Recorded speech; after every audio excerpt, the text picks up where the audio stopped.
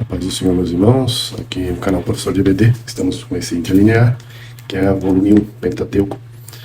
Nós já vimos ali no vídeo anterior, nós temos os dos profetas anteriores. E agora vamos apresentar essa versão aqui, que é a primeira, né? São 4 volumes. E essa aqui é a mais vendida e a mais cara, por conter o Pentateuco.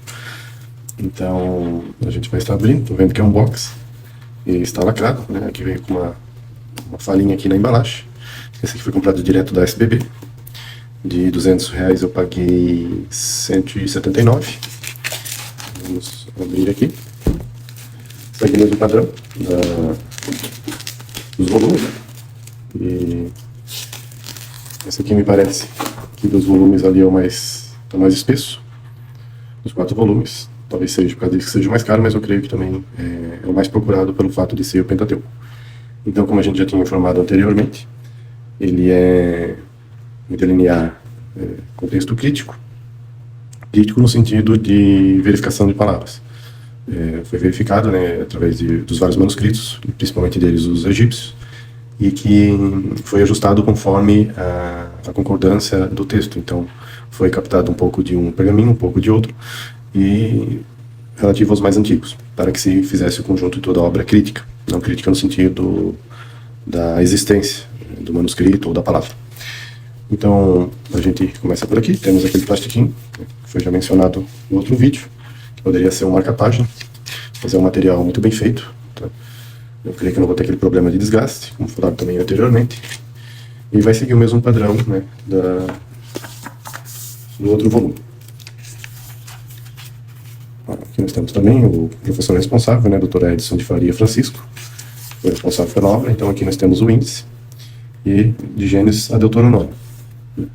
Então, até é interessante, né, porque o Gênesis, ele vem da palavra hebraica, a palavra grega, ele vem da Septuaginta, significa no princípio, né. Então, os antigos escribas, eles colocavam o nome da primeira palavra que aparecia no pergaminho ou do livro, para que pudesse identificar de forma mais fácil, né, uma vez que não era dessa forma que os livros se dispunham.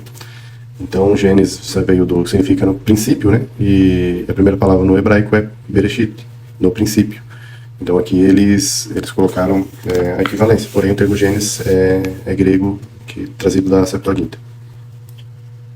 E aí o Êxodo também é uma palavra grega, né, que significa partida ou saída. Deriva-se do prefixo ek, que tem o Strong 1537, para que significa para fora de, né, e odos. Estrada, né, ou título hebraico correspondente às primeiras palavras do texto original, e significa esses, pois são os do mesmo nome, né. Esse livro descreve então a saída dos israelitas do Egito, então por causa disso esse primeiro nome, porque o primeiro nome do livro é esses, pois são, né, são os nomes dos filhos de Israel. Já o livro de Levítico é uma transliteração do título da Septuaginta, que é a tradução grega do Antigo Testamento, né. O livro tem esse nome porque registra os deveres dos levitas. Então, no caso, o nome hebraico para o livro, a primeira palavra que seria em hebraico e chamou. Então, Levítico significa chamado. Já o livro de Números, né, ele tem esse nome porque registra várias ocasiões em que o povo foi contado. Exemplo do capítulo 1, 3, 4 do capítulo 26. É um título hebraico que significa a primeira palavra do texto em hebraico, significa deserto. E representa de maneira apropriada o cenário e os eventos desse livro. O presente livro narra as primeiras experiências de Israel sobre a teocracia. No caso, a teologia em cima de um Deus somente. Por fim, o livro de Deuteronômio, que muita gente acha que é uma segunda lei, porém foi uma transliteração errada da Septuaginta, que na verdade não é uma segunda lei, né? Deuteronômio seria uma segunda lei, mas não é a forma correta, pois ela é um adendo da lei, né?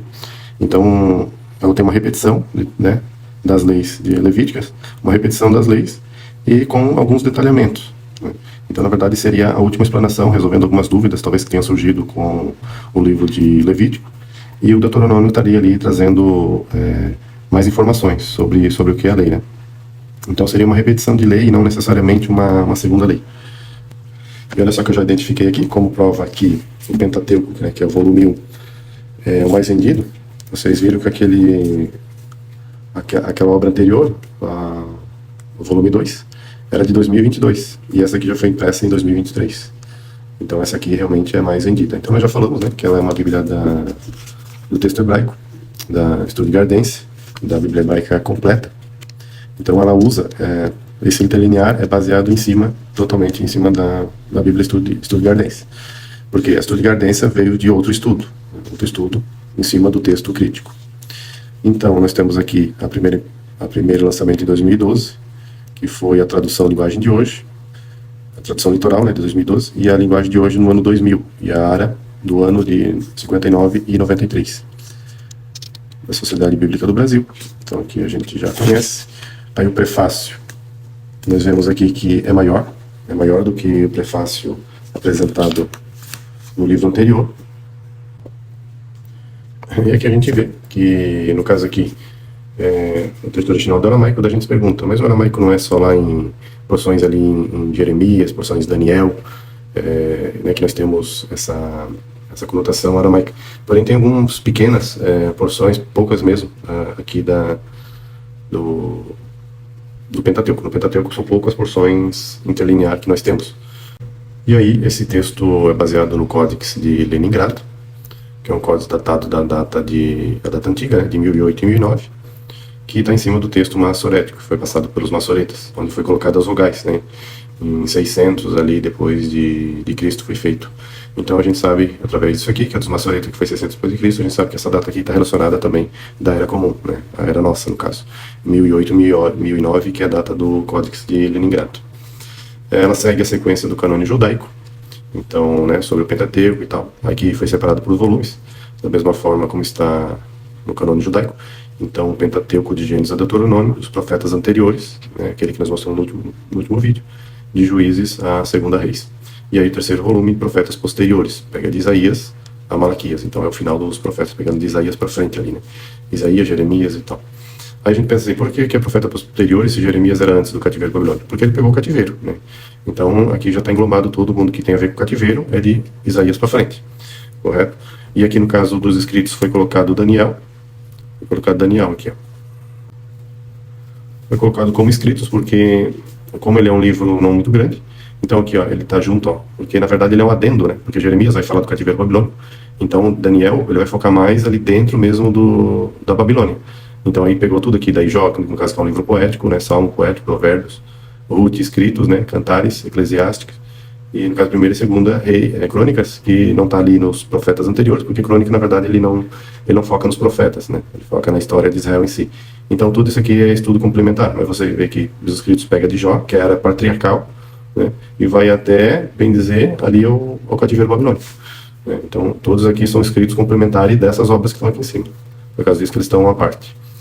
Então, aqui nós vemos que o volume 5 são 4 obras, né? Então, o primeiro Pentateuco, profetas anteriores, posteriores e escritos. E o quinto volume será um léxico, né, intitulado por esse nome aqui, que, se não me engano, ainda não foi lançado pela SBB, da Sociedade Bíblica Brasileira. O que acontece é que, na verdade, para mim, eram 5 volumes, contando com a versão em grego. A versão do Novo Testamento, que é a mesma obra aqui, mas porém em grego. Então, na verdade, a obra completa, né, contando com o léxico em hebraico e aramaico. Então, agora eu entendi porque são 5 volumes, entendi. Então, na verdade, contando com o grego, seria, com a versão grega, né, seria 6 volumes, né. Tudo bem. Então, aqui daí está falando aqui das traduções, né, que ela contempla junto ali no quadrinho, a gente já vai verificar. E é recomendada aqui para um público leigo, desde leigo até os estudiosos da área de teologia, né, ou pastores, mestres, rabinos e tal. Ela registra aqui que não é uma obra perfeita, né? A gente sabe da complexidade que é a linguística antiga, mas ela procura ser correta. Então, o que se tem de estudo hoje, até a data de 2023, que é o lançamento aqui, o que se tem novo de estudo, está integrado aqui. Aí você pergunta, poxa, mas eu tenho uma versão de 2017, 2020, não lembro agora quando é que saiu a primeira. Será que eu vou ter que... Não vai ter, porque as mudanças, elas são mais adendos do que mudanças, né? Pelo que eu estava lendo aqui na nota do leitor, ele vai dizer aqui, né, que ela possui muitas correções necessárias e tal. Aí a gente até se assusta, né? Mas depois continua lendo, tu vê que não é necessariamente algo que, tem alguma heresia ali que eles precisaram trocar, né? Talvez alguma concordância que não ficou tão bem explicativa, tiveram que acrescentar palavras, como fala aqui, né? Então daí eles vão recorrer aqui, no caso, a variantes textuais da Peshitta, edições do Pentateuco Samaritano, né? Que pode ser que virá a ter mais observações. Então já foram feitas abundantes correções, porém sempre é uma obra que está em constante atualização, conforme vai se pesquisando, imagina um erudito mesmo de 40 anos de estudo sobre a língua hebraica, viveu lá em Jerusalém, ou até mesmo seria judeu e tal. Aí ele lê uma obra dessa aqui, ele vai encontrar defeito. Vai encontrar defeito, mas segundo a visão dele. Então aí ele vai ter que mostrar alguma tese, né? Que não, essa palavra aqui é diferente para poder entrar no campo acadêmico e ter valor, né? E ter valor de obra. Então é isso aí. Aqui, então, como é a primeira obra, por causa disso que tem um prefácio e uma nota do leitor mais explicativo. E aqui a gente começa com um prefácio, né? Então esse prefácio aqui está falando como é que funciona a questão da transliteração, tetagrama de títulos divinos, linguagem, né? Então, aqui o tetagrama de Yahvé, que aparece lá em Deuteronômio 6:4, se eu não me engano, aquela que fala que Deus é único, porém o tetagrama não, né? A palavra que eles colocaram antes lá, Yehad, é uma unidade composta, que eles poderiam colocar Yahid, que é um de único absoluto, mas não, foi colocado Yehad, de unidade composta, né? Que até hoje os judeus estão batendo cabeça lá e não sabem, porque eles não acreditam na Trindade, então aí fica complicado mesmo de explicar. Então temos uma situação difícil de tradução, temos aqui umas coerências, então já vi que tem mais informações do que a versão, porque às vezes se você for adquirir, é porque aconteceu ali de eu ter que comprar a primeira versão ali, por causa da promoção, mas você vai comprar, procure sempre o Pentateuco, porque aqui ele vai trazer mais informações que vai valer para o resto das obras. Então eu já vi aqui que tem acentos masotéricos aqui, então você vai ver a questão dos acentos, olha só que interessante. Agora sim, eu estava achando estranho mesmo a obra, então na verdade eles não colocaram para todas, a explicação está na primeira edição. Então resumindo, tem que comprar a obra completa, né? Quando a gente compra uma obra que não está completa, o próprio nome já diz, está faltando alguma coisa. Então, olha só quanto de informação que tem aqui que não tem nos outros volumes. Então, a linguagem hebraica do Antigo Testamento aqui não tem. Não tem naquele volume 2, está tudo aqui no volume 1. A importância de estudar o hebraico, referências bíblicas, olha só, mais sobre a acentuação masotérica, anotações da Massorá, olha só que legal. Então tem muito mais informação do que tem. E aqui vai as dificuldades textuais. Então a gente já viu que essa dificuldade textual aqui, quando tem aquele azulzinho, o texto aqui forte, está dizendo que tem uma nota sobre isso. Então nós já vamos ver. Isso aqui é tudo dificuldade textual, né? Aí quando eu faço o review, aí eu trago as partes mais técnicas, né? Então aqui começou o Gênesis 1. Então vamos ver se a gente viu alguma nota aqui, só para explicar aqui, ó. Então nós temos aqui a nota. Então esse azulzinho aqui corresponde à dificuldade textual lá. Então aqui está, como a gente lê da direita para a esquerda, né? Aqui já está aqui, ó, a terra. Em início criou Deus os céus e a terra, e a terra era informidade e vacuidade e escuridão sobre faces do abismo, e o sopro de Deus, o que pairava sobre as faces das águas, e disse Deus, que haja luz. Então, está correspondendo aqui ao Gênesis 1:2. Então, achei que até acho que não sei se foi um erro de formatação, porque ela está na página da dificuldade textual, a primeira página, acho que poderia ter colocado logo o Gênesis 1:2 aqui, quase que eu não achei. Então tá aqui, né? Então tá aqui a dificuldade textual do Gênesis 1:2. Mas tá a dificuldade textual em cima da terra, se ela era informe, invisível, se ela era vácuo, se ela era vazia, né? Se ela era desolada, caótica. Então aqui vai trazer essas dificuldades textuais. Aí só lembrando que quando você estiver lendo aqui, por exemplo, você começa a ler da direita para a esquerda. Aí, aqui dessa página vem primeiro, porque aqui é o início. Aí você vai ler aqui, ó, ao invés do pronome pessoal. E aí começa daqui de novo. Quando chegar aqui no final, a tradição tiberiense de vocalização alcançou o seu auge de desenvolvimento no século X. Então, da mesma forma aqui, a vocalização é de acentuação e com anotações da Massorá. Senão a pessoa acaba, a gente está acostumado a ler no nosso método brasileiro, e acaba com que acha que está fora de formatação, né? Mas não, é porque segue essa sequência aqui, né? Então, a gente viu aqui, essa parte ali de Gênesis 1:2, já temos a dificuldade textual lá atrás. No começo, né, cada vez então que tiver esse... Só que eu acho que poderia ter uma paginação, né? Poderia ter a paginação aqui, não custava nada. Colocar aqui, por exemplo, na página 15, na página 16. Então vamos olhar aqui, ver se nós temos mais alguma informação. Creio que não. É só o texto interlinear até Deuteronômio. Nós não temos aparentemente nenhuma página explicativa no meio. Mas já viu, então, só voltando aqui, porque na coluna da direita nós temos a linguagem de hoje, e aqui nós temos a RA, né, que é revisada e atualizada da Almeida. E as duas são aqui no final já tem aquele plastiquinho. que tinha no começo. Só deixa eu voltar lá para ler Gênesis. Aqui nós temos o fitilho.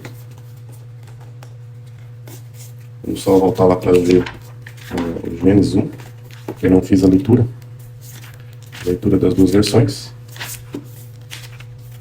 Eu recomendo, porque você que tem um léxico hebraico, com essas letrinhas aqui bem grandes, aqui o tetragrama.